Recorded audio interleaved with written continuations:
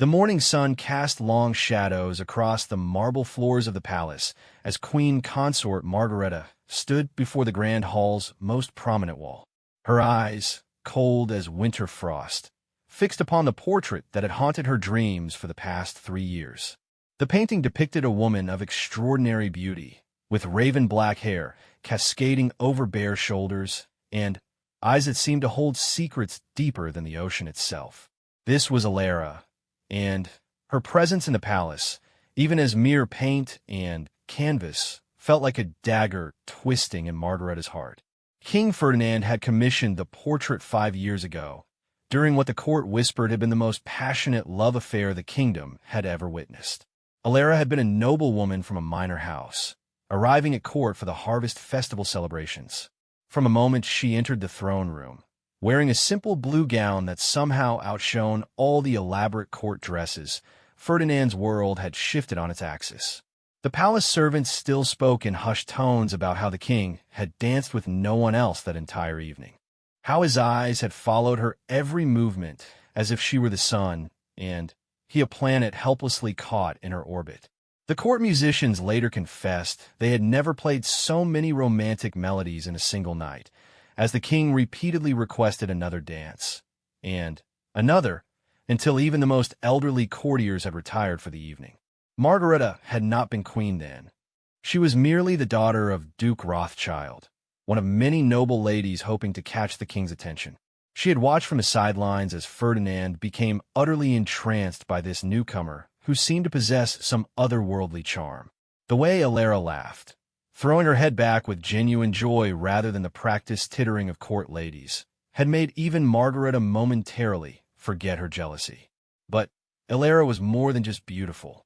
She possessed a sharp intelligence that challenged the king during their philosophical debates in the palace gardens. She could discuss military strategy with his generals, astronomy with his scholars, and poetry with his artists. The palace librarian reported that she borrowed more books in a month than most courtiers did in a year. She spoke 4 languages fluently and was learning a 5th. When she played the harp in the evening gatherings, grown men were known to weep at the beauty of her compositions. The romance that blossomed between Ferdinand and Elara became the stuff of legend. He would send her a fresh white rose every morning with a different poem attached. She would respond with riddles that took him hours to solve, each answer revealing another layer of her affection. They were seen walking through the palace gardens at all hours, lost in conversation about everything from the migration patterns of butterflies to the philosophical implications of dreams. Ferdinand commissioned the portrait after 6 months of courtship. He hired Alessandro Moretti, the most renowned painter in 3 kingdoms, offering him a fortune to capture not just Elara's beauty, but her essence. Moretti spent weeks studying her, watching how the light played across her features at different times of day, how her expressions shifted from thoughtful to amused to deeply contemplative. The artist later said that painting Elara was both his greatest achievement and his most challenging commission. How could mere paint capture the way her presence seemed to make a room brighter? How could brushstrokes convey the musical quality of her voice or the grace with which she moved? He worked for 3 months, often discarding entire sections and starting over, driven by the king's insistence that the portrait must be perfect. During those months, the relationship between Ferdinand and Elara deepened beyond what anyone at court had thought possible. The king, who had always been known for his serious disposition and dedication to duty, began to smile more. He laughed at state dinners, showed mercy to criminals who would have previously faced harsh sentences, and initiated programs to help the poor that Elara had suggested. The kingdom flourished under the influence of his happiness. But not everyone celebrated this transformation. Duke Rothschild watched his daughter Margareta grow pale and, withdrawn as her hopes of becoming queen seemed to evaporate like morning dew. The Duke was not a man who accepted defeat easily. He had invested years in positioning Margareta as the future queen, cultivating relationships with keen nobles, ensuring his daughter was educated in statecraft and diplomacy. To see all those efforts threatened by a woman from an insignificant family was intolerable. The Duke began his campaign subtly. He questioned Elara's family lineage, suggesting that perhaps her bloodline was not as pure as claimed. When that yielded no results, he hired spies to follow her, hoping to uncover some scandal or impropriety. But Elara's conduct was beyond reproach. She spent her free time visiting orphanages, reading to sick children, and organizing charitable events for war widows. Frustrated, the Duke changed tactics. He began whispering in the king's ear about the importance of political alliances. The kingdom needed strong ties with neighboring powers, and marriage to Margareta would secure an alliance with the northern territories where her mother's family held influence. He reminded Ferdinand of his duty to produce heirs with impeccable bloodlines, subtly implying that Elara's lesser nobility might weaken the royal lineage. Ferdinand dismissed these concerns initially, but the Duke was persistent. He enlisted other nobles who feared losing influence if an outsider became queen. They spoke of tradition, of the importance of maintaining established power structures. They warned that promoting someone from a minor house would set a dangerous precedent, encouraging ambitious lesser nobles to reach beyond their station. Meanwhile, Elara remained gracious through the mounting pressure. She understood the politics at play, but refused to engage in court intrigue. When noble ladies made cutting remarks about her simple jewelry or modest background, she responded with such kindness that they often left feeling ashamed of their pettiness. Her dignity in the face of adversity only made Ferdinand love her more. The portrait was unveiled at the summer solstice celebration. When the cloth fell away, revealing Moretti's masterpiece, the entire court fell silent. The artist had indeed captured something magical. Elara's painted eyes seemed to follow viewers with warmth and intelligence. Her slight smile suggested she knew wonderful secrets about the nature of joy itself. The way light played across the painted silk of her dress made it seem as if the fabric might rustle with her breathing. Ferdinand stood transfixed before the portrait, tears streaming down his face. He turned to Elara, who stood beside him in a gown of the same deep blue as in the painting, and declared before the entire court that he had never seen anything more beautiful except for the woman herself. He took her hand and seemed about to make an announcement when Duke Rothschild stepped forward. The Duke proposed a toast to beauty and art, smoothly redirecting attention from what many suspected would have been a marriage proposal. As glasses were raised, he managed to separate the king from Elara, engaging Ferdinand in urgent discussion about border disputes that required immediate attention. By the time Ferdinand extracted himself from the conversation, the moment had passed. That night, Margareta stood before the portrait for the first time. She studied every brushstroke, every play of light and shadow. The painting was undeniably magnificent, but what struck her most was the love evident in every detail. This was not just a portrait. It was a declaration of adoration made permanent in paint and canvas. She understood then that as long as this portrait hung in the palace, as long as Elara herself drew breath, Margareta would never truly have Ferdinand's heart. Even if she somehow became queen, she would always be competing with a ghost, a memory, an ideal of love that she could never match. The realization filled her with a cold rage that she carefully concealed behind a practiced smile. Over the following weeks, pressure on Ferdinand intensified. A crisis emerged with the neighboring kingdom of Westmarch, whose elderly king was dying without clear succession. Duke Rothschild argued that marriage to Margareta, whose cousin had a claim to the Westmarch throne, could prevent a war. The royal council, filled with the duke's allies, unanimously recommended the match. Ferdinand found himself torn between love and duty. He spent sleepless nights pacing his chambers, sometimes standing before Elara's portrait as if seeking guidance from those painted eyes. He consulted with his advisors, prayed in the royal chapel, and struggled with a decision that would define not just his reign but his life. Elara, perceiving his torment, made the decision easier. She came to him one autumn evening as leaves fell like tears outside the palace windows. She spoke of her love for him, but also her love for the kingdom. She could not bear to be the cause of war or strife. If his marriage to another could ensure peace and prosperity for his people, then she would step aside. Ferdinand begged her to reconsider, swearing he would give up his crown rather than lose her. But Elara knew him too well. He was a king before he was a man. Duty flowed through his veins as surely as blood. He would never forgive himself if his personal happiness came at the cost of his subjects' lives. She kissed him one last time and walked out of the palace, leaving behind only the portrait and a letter. The letter, which Ferdinand read through blurred vision, spoke of a love that transcended physical presence. She wrote that their time together had been a gift beyond measure, that he had shown her what it meant to be truly seen and cherished. She asked only that he remember their happiness when the burdens of kingship grew heavy. She promised that wherever she went, whatever became of her, her love for him would remain constant as the northern star. Within a month, Ferdinand announced his engagement to Margareta. The Duke's satisfaction was evident to all, though he maintained appropriate dignity. Margareta accepted the king's proposal with grace, pretending not to notice that his eyes were focused somewhere beyond her, perhaps on a memory or a portrait hanging in the Great Hall. The wedding was a grand affair, with representatives from 6 kingdoms in attendance.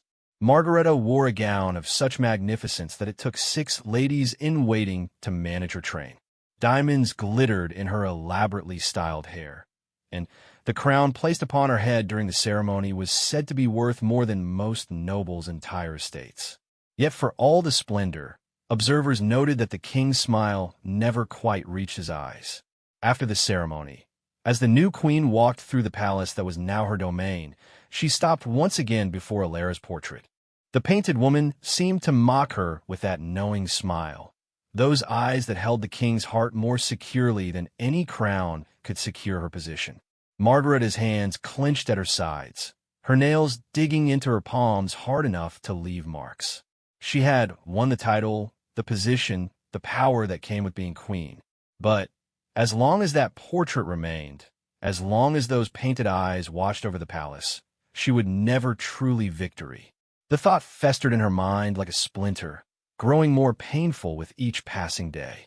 Every time Ferdinand's gaze lingered on the painting, every wistful sigh he thought she didn't notice added another drop of poison to the well of her resentment. The first year of marriage passed with careful courtesy between the royal couple. Ferdinand fulfilled his duties as husband and king, but there was no warmth in his touch, no genuine affection in his carefully composed features. Margareta tried everything she could think of to win his love. She studied his interests, attempting to engage him in discussions about astronomy and philosophy, as Elara had done. But her efforts felt forced, and Ferdinand's polite responses only emphasized the distance between them. She redecorated the palace, hoping to erase traces of Elara's influence, but Ferdinand forbade any changes to the great hall where the portrait hung. She organized elaborate entertainments, hosted brilliant salons, and wore gowns that made visiting princesses seem dowdy in comparison. Nothing penetrated the wall around Ferdinand's heart. The court began to whisper about the cold marriage, though none dared speak openly. They noticed how the king would often be found in the great hall late at night, standing before Elara's portrait with a glass of wine in his hand. Sometimes servants heard him speaking to the painting in low tones, as if the woman in the frame might answer him. Margareta's jealousy grew like a cancer. She began to hate not just the portrait, but everything it represented. The painting stood as proof that she was second choice, that her husband's heart belonged eternally to another woman. She consulted with physicians about fertility herbs, desperate to provide an heir that might bind Ferdinand to her. But month after month passed without the hoped-for announcement. The Duke, her father, counseled patience. He reminded her that she had achieved a position, and position was power. Love, he said, was a luxury that queens could not always afford. But Margareta had not anticipated how hollow the crown would feel when her husband looked through her as if she were made of glass. 2 years into the marriage, an incident occurred that deepened Margareta's resolve to act. A young page, new to the palace, made the mistake of asking who the beautiful lady in the portrait was. Ferdinand overheard the question and spent nearly an hour telling the boy about Elara, his voice filled with such tenderness that everyone in earshot felt like intruders on a private moment.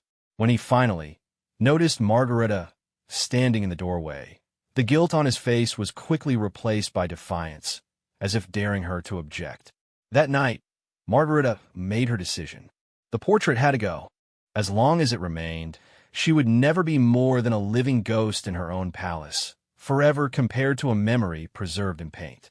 She began to plan, carefully and methodically, how to rid herself of this painted rival. She could not simply order its removal. Ferdinand had made his feelings clear on that matter. She could not damage it overtly. Such an act would only confirm her jealousy and potentially turn Ferdinand's indifference into active hostility. No, she needed to be clever, to make the portrait's destruction seem like an unfortunate accident or, better yet, a necessity. As she schemed, Margareta became aware of stirrings in the kingdom.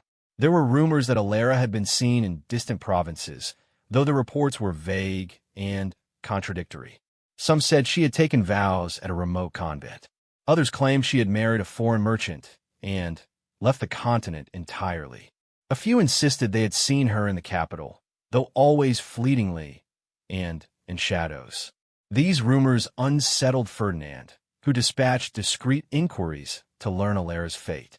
The investigations yielded nothing concrete, which seemed to disturb him more than any definitive news might have. He became more withdrawn, spending longer hours before the portrait, as if trying to divine from those painted features where the real woman might be. Margareta watched all this with growing fury. Even absent, Elara commanded more of her husband's attention than she did present. The situation was intolerable, and the queen's determination to act crystallized into an unshakable resolve. The portrait would burn, she decided. Fire would consume the painted smile, the knowing eyes, the beauty that mocked her every waking moment. But how to accomplish this without suspicion falling on her? Margareta was many things, but she was not foolish. She knew that if Ferdinand suspected her involvement in the portrait's destruction, any hope of eventually winning his affection would be forever lost. She needed allies, scapegoats, and above all, she needed the perfect opportunity. The opportunity Margareta sought came in the form of a diplomatic crisis that would shake the very foundations of the kingdom. The neighboring realm of Aldoria, long considered an ally, suddenly began massing troops along the border. Their grievance stemmed from a trade dispute that had escalated when Aldorian merchants were accused of smuggling contraband through Ferdinand's kingdom. What began as a minor customs issue had spiraled into threats of war. Ferdinand threw himself into resolving the crisis, spending days locked in his council chambers with advisors and generals. Maps covered every surface, and the smell of melting sealing wax permeated the air as urgent messages flew between the two kingdoms. It was during this chaos that Margareta saw her chance to act. She had carefully cultivated a relationship with Lord Blackwood, the new master of palace security. He was an ambitious man who owed his position partly to Duke Rothschild's influence, and Margareta had made sure he understood that his continued advancement depended on her favor. She summoned him to her private chambers on a night when Ferdinand was occupied with emergency council sessions. Lord Blackwood arrived promptly, his scarred face showing nothing but professional attention as Margareta outlined her concerns. She spoke of threats against the royal family, of intelligence suggesting that Aldorian spies might attempt to infiltrate the palace. She emphasized the need for increased security measures, particularly in areas where valuable royal assets were displayed. Her eyes never once glanced toward the Great Hall, but the implication hung in the air between them. The security master was no fool. He understood the unspoken message beneath the Queen's carefully chosen words. He also understood the precarious nature of his position and the benefits of having the Queen's gratitude. He promised to conduct a thorough security review of all palace valuables, including the art collection in the Great Hall. Meanwhile, in a cottage 3 days' ride from the capital, Elara tended her garden in the early morning mist. She had created a new life for herself as a healer and midwife in a small village where no one knew her true identity. The villagers called her Sarah and believed her to be a widow who had lost her husband to fever. She had dyed her distinctive black hair a common brown and wore simple homespun clothes that bore no resemblance to the finery she had once worn at court. Yet despite her efforts to forget, she could not escape the memories that haunted her quiet moments. When she delivered babies, she wondered what Ferdinand's children might have looked like. When she treated young lovers for minor ailments, she remembered the poems he had written for her. At night, she often dreamed of dancing in the palace ballroom, only to wake to the sound of roosters crowing in the village square. She had heard of Ferdinand's marriage to Margareta through traveling merchants who spoke of the grand royal wedding. The news had not surprised her, though she had spent that entire day locked in her cottage, unable to face the sympathetic looks of villagers who knew nothing of her true sorrow. She had made her choice, and she did not regret it, but that did not mean the pain had lessened. What Elara did not know was that her peaceful existence had been discovered. One of Ferdinand's most trusted agents, a man known only as the Shadow, had tracked her down after months of following cold trails and false leads. He watched her from afar, documenting her daily routines and preparing a report for the king. But he hesitated to send it, sensing that perhaps some secrets were better left undisturbed. Back in the palace, Lord Blackwood set his plan in motion. He recruited a group of guards known for their loyalty to him rather than the crown, men who asked few questions when gold changed hands. He began conducting security drills at unusual hours, accustoming the palace staff to seeing armed men in areas typically left unguarded during certain times. Margareta, for her part, played the concerned queen perfectly. She expressed worry about the Aldorian threat to anyone who would listen, wondering aloud if enemy agents might already be within the palace walls. She suggested that perhaps some of the more valuable royal treasures should be moved to secure locations, just as a precaution. Her ladies-in-waiting, eager to please their queen, spread these concerns throughout the court. The tension in the palace grew palpable. Servants whispered of shadows in corridors, of strange noises in the night. When a kitchen maid claimed to have seen a hooded figure near the treasury, panic nearly erupted. Lord Blackwood used these fears to justify increasingly intrusive security measures, including late-night inspections of all palace halls. Ferdinand, exhausted from negotiations with Aldoria, barely noticed the changes in palace routine. He had managed to arrange a meeting with the Aldorian king for the following month, a last chance to prevent war through diplomacy. His preparations consumed him entirely, leaving little time to visit the Great Hall and the portrait that had once been his daily pilgrimage. This absence did not go unnoticed by Margareta, who saw in it another sign that fate was aligning with her desires. She met again with Lord Blackwood, this time suggesting that certain areas of the palace might benefit from updates to their fire prevention measures. After all, with tensions so high, one couldn't be too careful about potential sabotage. The security master assured her that he would personally oversee any necessary improvements. As autumn deepened into winter, the palace prepared for the Festival of Lights, an annual celebration that required extensive decorations throughout the royal residence. Hundreds of candles and oil lamps would illuminate every corner, creating a magical atmosphere that drew visitors from across the kingdom. It also created numerous fire hazards, a fact that did not escape Margareta's calculating mind. The queen threw herself into festival preparations with unprecedented enthusiasm. She personally oversaw the placement of decorations in the Great Hall, insisting on elaborate arrangements that required numerous candles near the walls where paintings hung. When the steward expressed concern about the proximity of flames to valuable artworks, Margareta dismissed his worries with a laugh, saying that the festival came, but once a year, and beauty was worth a small risk. Lord Blackwood, understanding his cue, assigned his most trusted men to guard duty in the Great Hall during the festival. He chose those who understood that sometimes, in the confusion of a crisis, response times might be slower than ideal. He also ensured that the water supplies typically kept near valuable paintings for fire emergencies were redirected to other locations, citing security concerns about potential poisoning attempts. In her distant village, Elara felt a strange unease as winter approached. She had disturbing dreams of fire and smoke, of painted eyes weeping oil tears. She woke from these nightmares with her heart racing, an inexplicable sense of loss weighing upon her chest. The village wise woman, noticing her distress, suggested that perhaps someone she had once known was in danger or thinking of her intensely. The shadow, still maintaining his watch over Elara, observed these changes in her demeanor. He noted in his reports how she would sometimes stop in the middle of daily tasks, staring into the distance as if listening for something only she could hear. He wondered if he should reveal himself, if the king would want her warned of some danger he could not identify. But his orders were only to observe and report, not to interfere. As the Festival of Lights drew nearer, Ferdinand finally concluded his preliminary negotiations with Aldoria. A fragile understanding had been reached, though the formal peace talks would not begin for several weeks.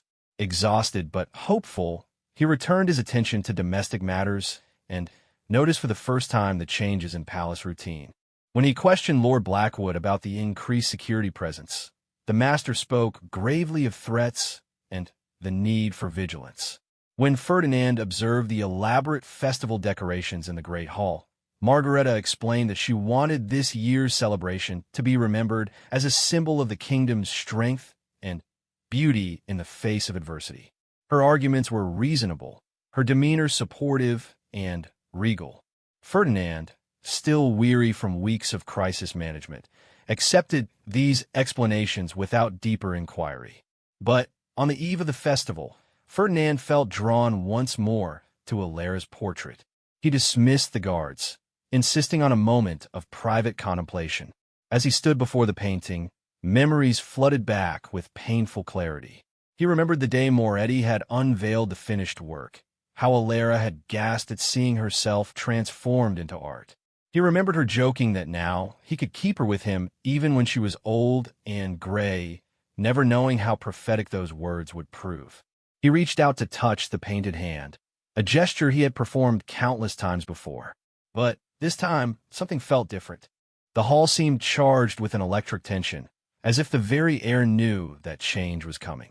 Ferdinand shook off the feeling, attributing it to exhaustion and the stress of recent events.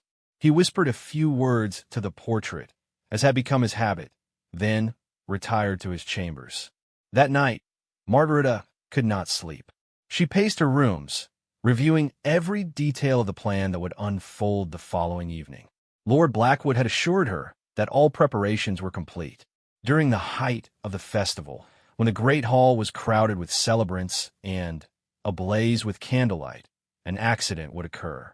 A knocked-over candelabra, perhaps, or a lamp oil spill near the wrong flame. In the chaos that followed, Elara's portrait would be consumed before anyone could mount an effective rescue. The queen had even prepared a reaction. She would rush to the scene, calling for water and sand.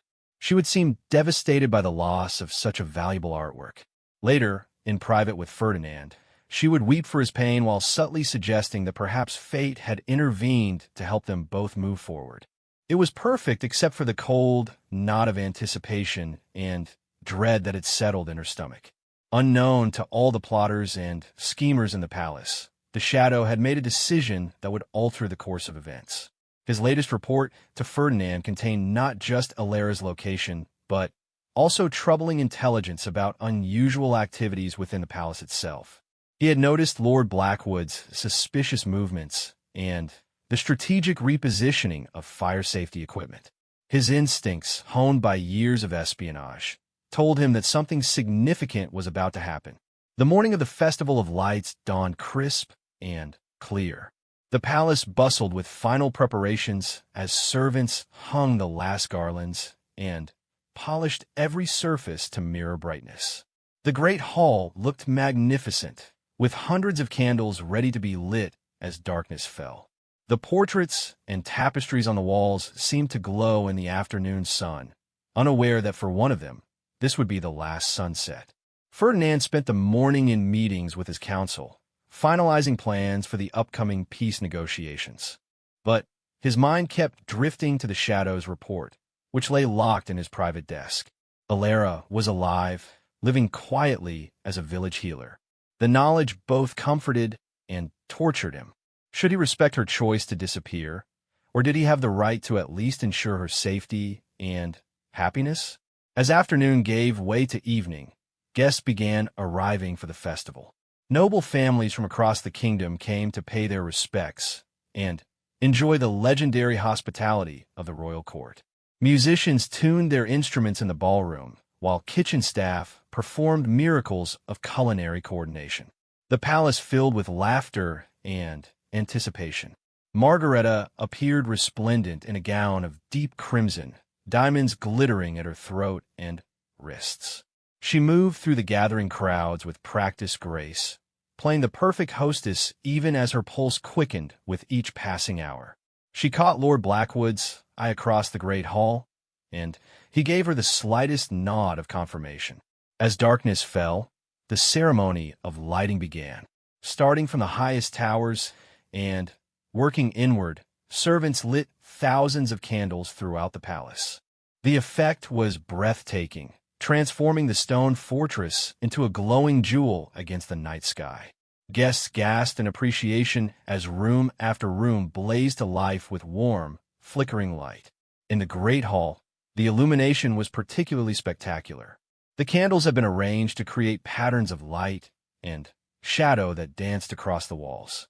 The portraits seemed to come alive in the moving light, and more than one visitor commented that Elara's painting appeared especially radiant, as if the woman herself were about to step from the frame.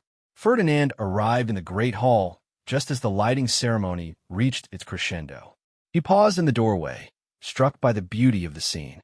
His eyes, as always, found Elara's portrait immediately. In the candlelight, her painted smile seemed tinged with sadness, as if she knew what was to come. He moved toward the painting, drawn by an irresistible need to be near it on this night of lights and shadows. The hall filled with courtiers and guests, the noise level rising as wine flowed and conversations bloomed. Musicians began playing in the corner, adding to the festive atmosphere. Margareta circulated through the crowd, gradually positioning herself where she could observe both the portrait and her husband's reaction to what was about to unfold. Lord Blackwood gave a subtle signal to his men. They shifted positions slightly, creating barriers that would slow any rescue attempts while appearing to simply manage the crowd flow. One guard, positioned near a massive candelabra, loosened his grip on his ceremonial halberd, ready to create an accident with a clumsy movement at the right moment. But fate, it seemed, had other plans. Just as the guard prepared to act, a commotion erupted near the main entrance. A messenger, travel-stained and exhausted, pushed through the crowd demanding to see the king immediately. He bore urgent news from the Aldorian border. Their king had died suddenly, and succession disputes threatened to undo all of Ferdinand's diplomatic progress. The Great Hall erupted in chaos as nobles discussed the implications, and Ferdinand called for his council to convene immediately. In the confusion, Lord Blackwood's carefully orchestrated plan began to unravel. Guards abandoned their positions to manage the crowd, and the guard near the candelabra found himself pushed away from his target by the surge of worried courtiers. Margareta watched in frustrated disbelief as her moment slipped away. She tried to catch Lord Blackwood's attention, to signal that they should proceed despite the disruption, but he was already moving to contain the security situation created by the unexpected news. The Queen found herself swept along with the crowd as Ferdinand led an emergency procession to the council chambers. Hours passed in tense deliberation. The succession crisis in Aldoria threatened to split the kingdom in a civil war, with each faction likely to blame Ferdinand's kingdom for their troubles. Military preparations were ordered, diplomatic pouches dispatched, and contingency plans activated. Through it all, Ferdinand demonstrated the leadership that made him a respected monarch, but Margareta could see the strain wearing on him. It was nearly dawn when the council session finally ended. The palace, which had blazed with festive light hours before, now lay in exhausted semi-darkness. Most guests had long since departed or retired to guest quarters. The The great hall stood empty except for dying candles and the smell of melted wax.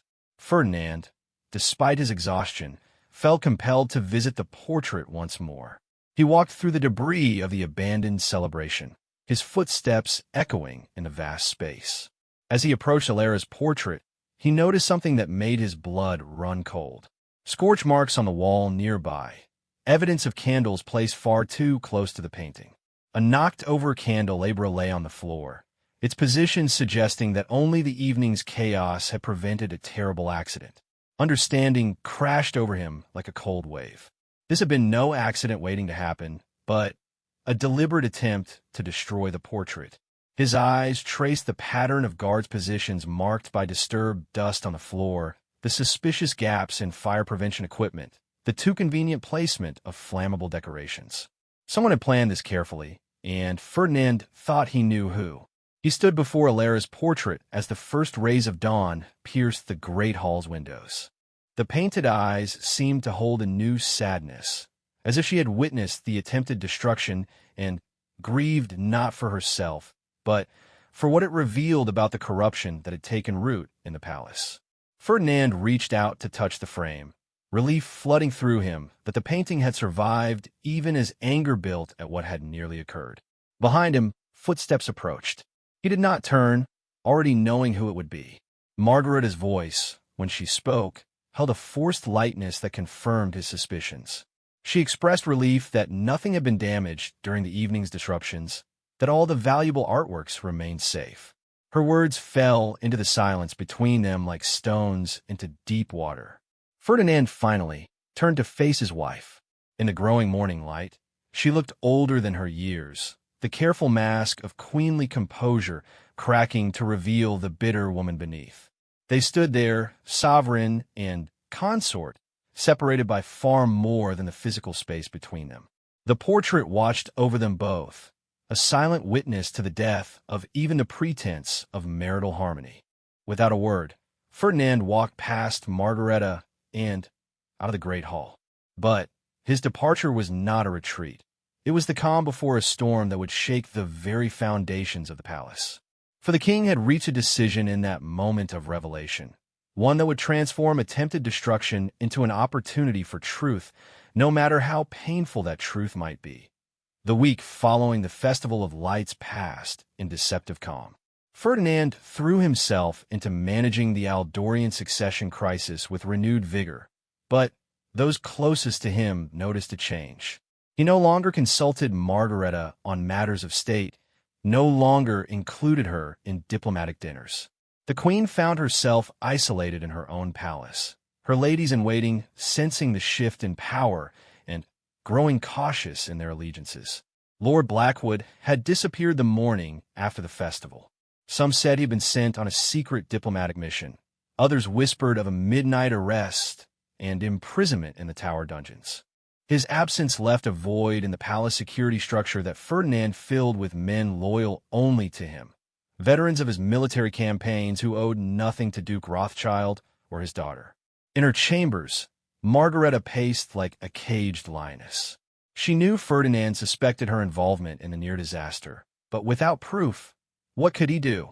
She was still queen, still wore the crown that marked her as his legitimate consort. Yet the walls seemed to close in around her with each passing day, and she found herself jumping at shadows, wondering when the blow would fall. Duke Rothschild arrived at the palace on a gray morning that promised snow. He had received his daughter's urgent summons and came prepared for damage control. But the man who entered Margareta's chambers was not the confident power broker of years past. Age had begun to stoop his shoulders, and worry lined his face as he listened to his daughter's account of recent events. The Duke's political instincts remained sharp, however. He recognized immediately that Margareta's position had become precarious.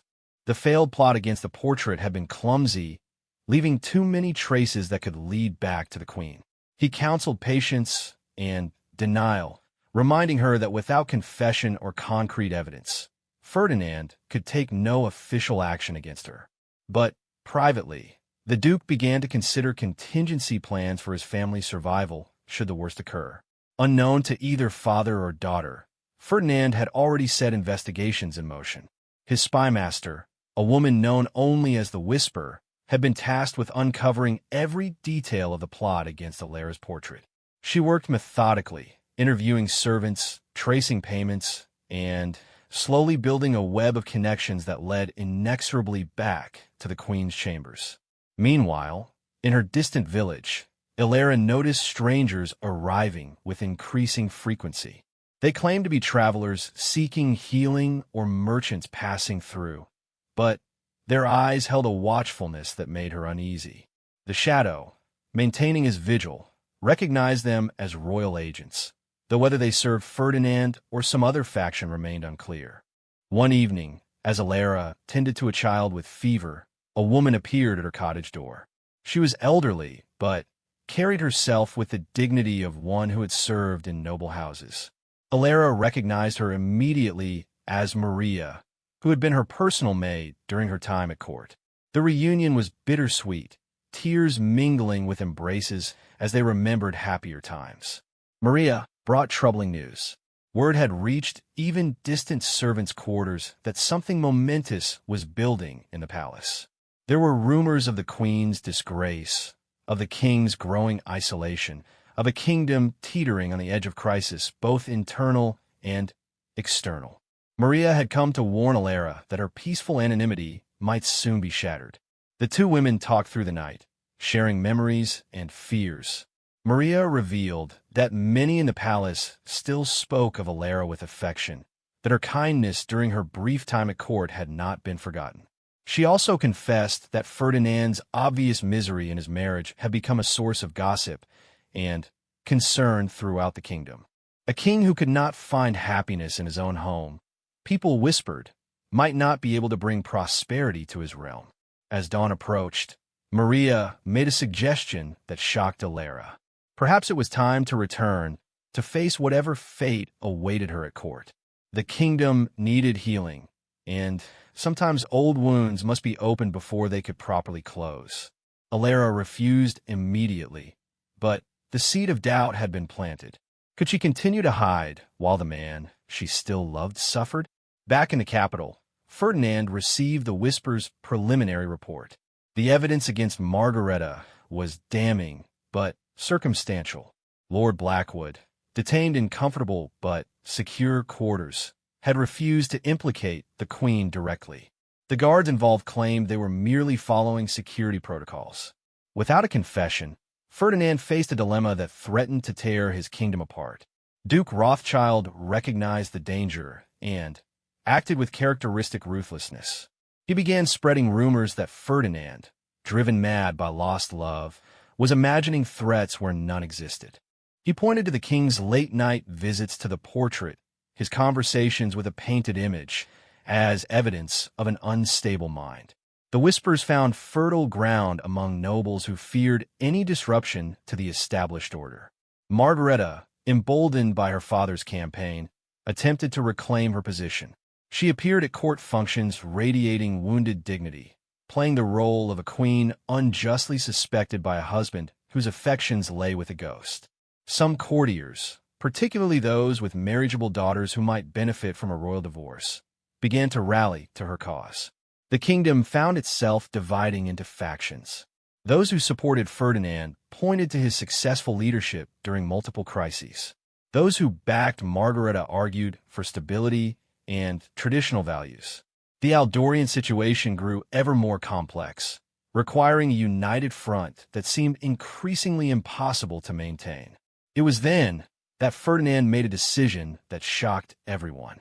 He announced that he would hold a grand reception to celebrate the feast of Saint Valentine, patron of love and marriage. The entire court would be required to attend, and he promised revelations that would settle all questions about the royal marriage once and for all. The announcement sent ripples of speculation throughout the palace. Some believed Ferdinand intended a public reconciliation with Margareta. Others whispered that he might announce a divorce or even abdication. The queen herself grew increasingly nervous, unsure whether this represented an opportunity or a trap. Preparations for the reception began with unusual secrecy. Ferdinand personally oversaw arrangements, allowing no one else to know the full scope of his plans. He ordered the great hall cleaned and restored to its full glory, with particular attention paid to the portrait gallery. New candles were installed with proper safety measures, and the paintings were cleaned until they gleamed. In her village, Elara received an unexpected visitor. The shadow finally revealed himself, appearing at her door with a letter sealed with Ferdinand's personal signet. His weathered face showed kindness as he explained that the king had known of her location for months, but had respected her desire for privacy. Now, however, circumstances had changed. The letter, written in Ferdinand's own hand, was brief but heartfelt. He did not ask her to return or to forgive him for the marriage that duty had demanded. He simply wanted her to know that her portrait had nearly been destroyed out of jealousy, that the love they had shared continued to cause ripples throughout the kingdom. He ended by saying that whatever happened at the upcoming reception, he wanted her to hear the truth from him rather than through distorted rumors. Elara read the letter 3 times, her hands trembling. The shadow waited patiently, then informed her that should she choose to attend the reception, arrangements had been made for her safe and discreet travel. He would await her decision, but urged her to make it quickly, as time was short. That night, Elara walked alone through the village that had become her sanctuary. She watched the simple lives of the people she had come to love, the children she had delivered, the family she had healed. Could she leave this peace for the uncertainty that awaited in the capital? But as she passed the small shrine where villagers prayed, she realized that sometimes personal happiness must be weighed against greater responsibilities. In the palace, tensions reached a breaking point the day before the reception. Margareta confronted Ferdinand in his study, demanding to know his intentions. The conversation that followed was quiet but devastating. Ferdinand laid out what he knew of her plot against the portrait, his voice devoid of anger but filled with disappointment. He spoke of trust broken and honor tarnished, of a marriage that had become a mockery of everything the institution should represent. Margareta's carefully constructed defenses crumbled. She found herself confessing not just to the plot, but to the jealousy that had consumed her, the hatred she felt for a woman who had done nothing but love and be loved. She wept then, not the calculated tears of manipulation, but genuine sobs of a woman who finally understood the depths of her own failures. Ferdinand listened without judgment, and when she finished, he spoke words that surprised them both. He acknowledged his own role in their mutual misery, how his inability to let go of the past had poisoned any chance for their future. He had married her while loving another, had made her queen while keeping her forever in shadow. They were both victims of a system that valued alliance over affection, duty over truth. As night fell over the palace, final preparations for the reception were completed. The great hall had been transformed into a glittering wonderland, with crystal chandeliers casting rainbow patterns across the walls. The portrait gallery had been carefully lit to show each painting to best advantage, with Elara's portrait given the place of honor it had always held. Duke Rothschild made one last attempt to salvage the situation. He met with Ferdinand privately, offering concessions and compromises. His daughter would retire to a country estate, accepting a generous settlement. The marriage would continue in name only, maintaining stability while allowing both parties their freedom. It was a reasonable proposal, one that many kings might have accepted.